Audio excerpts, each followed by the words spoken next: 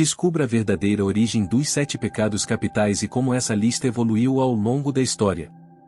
A ideia dos 7 pecados capitais é uma das mais difundidas na cultura, presente em diversas obras.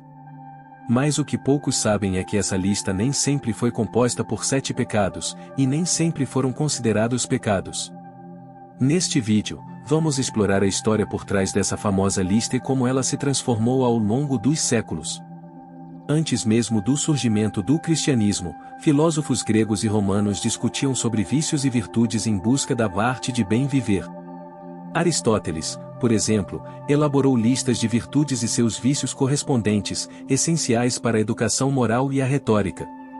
Na cultura greco-romana, identificar vícios e virtudes era crucial não apenas para a ética pessoal, mas também para a persuasão retórica. Autores como Cícero e Horácio produziram listas de vícios que guardam semelhanças com os futuros 7 pecados capitais. Além disso, no judaísmo antigo, textos como o Testamento dos 12 Patriarcas já mencionavam 7 espíritos de engano, prenunciando a lista dos 7 pecados capitais. Essas raízes antigas revelam como a reflexão sobre vícios morais permeou diversas tradições culturais antes mesmo da consolidação da lista que conhecemos hoje. Na pintura de Hieronymus Bosch, intitulada Os 7 Pecados Capitais e as 4 Últimas Coisas, datada do ano 1500, os pecados são representados de forma vívida e simbólica. Cada pecado é retratado de maneira única e impactante, refletindo a visão da época sobre as transgressões morais. A gula é ilustrada por excessos alimentares e luxúria por cenas sensuais, enquanto a avareza é simbolizada por personagens mesquinhos e gananciosos. A soberba aparece como uma figura altiva e arrogante, contrastando com a ira representada por explosões de fúria. A inveja é mostrada através de olhares maliciosos e a preguiça por figuras apáticas e negligentes. Por fim, a luxúria é retratada com elementos sedutores e lascivos. A pintura de Bosch não apenas ilustra os pecados capitais, mas também reflete a mentalidade da época em relação à moralidade e ao destino final das almas. Na obra Lanterna da Luz, de autor anônimo dos Países Baixos, os 7 pecados capitais são associados a demônios específicos, cada um regendo um pecado. Lúcifer é representado como o senhor da soberba, Beelzebu da inveja, Satanás da ira, Abadon da preguiça, Mamon da avareza, Belfegor da gula e Asmodeus da luxúria. Essa classificação revela a conexão entre os pecados e entidades malignas na visão medieval. Posteriormente, autores como Petrus Binsfeldius propuseram variações nessa correspondência entre demônios e pecados capitais. A representação dos 7 demônios principais reflete a crença na influência maligna por trás das transgressões morais e serve como alerta sobre as consequências espirituais desses comportamentos.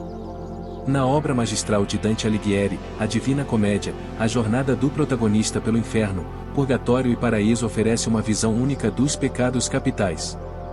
No inferno, as almas são punidas de acordo com os pecados cometidos em vida, cada círculo representando uma transgressão específica. A luxúria é punida no segundo círculo, onde os luxuriosos são arrastados por vendavais eternos. No terceiro círculo estão os golosos, submersos em um mar imundo de lama e chuva. Os avarentos são castigados no quarto círculo, carregando pesadas bolsas de dinheiro. Dante também retrata a ira, a inveja e a preguiça em seus círculos respectivos, mostrando as consequências terríveis desses comportamentos. Já no purgatório, a montanha que leva ao paraíso possui 7 degraus representando os 7 pecados capitais. À medida que as almas purgam seus pecados, ascendem pelos degraus em direção à redenção final. A jornada de Dante oferece uma perspectiva vívida sobre as ramificações espirituais dos pecados capitais e a busca pela salvação. Tomás de Aquino, um dos mais renomados teólogos da Idade Média, trouxe uma abordagem única para os pecados capitais em sua obra monumental O Summa Theologica. Para Aquino, os pecados capitais não se limitavam a 7, mas sim a 8. Além dos tradicionais como a vanglória, inveja, ira, avareza, gula e luxúria, ele introduziu a soberba e a assédia. A soberba era vista como o pior de todos os pecados, por levar à insubmissão a Deus e ser considerada a mãe dos demais. Já a assédia era interpretada como uma negligência espiritual que levava à desmotivação nas práticas religiosas. A distinção de Aquino entre esses pecados evidencia sua visão complexa sobre as transgressões morais e seu impacto na relação humana com o divino.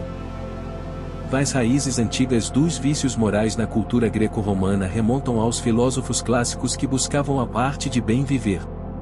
Desde Aristóteles, que elaborou listas de virtudes e vícios para a educação moral e retórica, até autores como Cícero e Horácio, que produziram catálogos de vícios e virtudes essenciais para a persuasão retórica. A identificação precisa de comportamentos negativos e positivos era crucial não apenas para a ética pessoal, mas também para os discursos públicos. Na cultura greco-romana, as listas de vícios eram ferramentas poderosas para elogiar ou censurar indivíduos com base em suas ações. Essa tradição de classificar comportamentos como virtuosos ou viciosos influenciou diretamente a posterior formulação dos 7 pecados capitais, refletindo uma preocupação constante com a conduta humana ao longo da história. Na filosofia de Aristóteles, as listas de vícios e virtudes desempenhavam um papel fundamental na busca pela arte de bem viver. Em sua obra sobre retórica, Aristóteles apresenta 6 virtudes e seus vícios correspondentes, destacando a importância da moderação, coragem e justiça para uma vida ética. A liberalidade e a prudência também são abordadas como virtudes essenciais para o equilíbrio moral. Em contrapartida, os vícios da avareza, covardia e injustiça são expostos como obstáculos ao desenvolvimento humano. A relação entre vícios e virtudes na filosofia aristotélica reflete a preocupação com a conduta individual e a busca pela excelência moral. As influências judaicas nas listas de vícios e virtudes remontam a tradições antigas que ecoam na formulação dos 7 pecados capitais.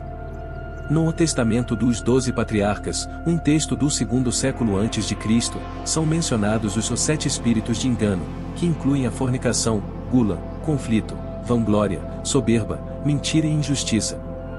Essa lista revela uma preocupação moral profunda com a conduta humana e suas consequências espirituais. A conexão entre esses espíritos malignos e os pecados capitais posteriormente estabelecidos demonstra como as reflexões sobre transgressões morais permearam diversas culturas e tradições ao longo da história. A influência das tradições judaicas na concepção dos pecados capitais ressalta a complexidade e universalidade desses temas éticos que atravessam séculos de reflexão filosófica e religiosa.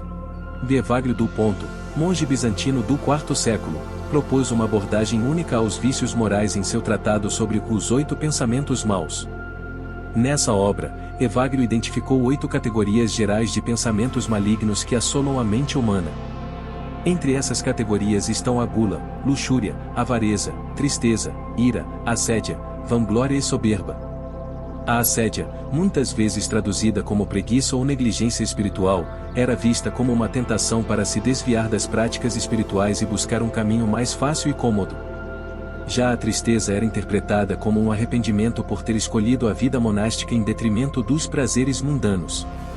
Esses 8 pensamentos maus de Evagrio influenciaram diretamente as futuras concepções dos 7 pecados capitais ao longo da história cristã.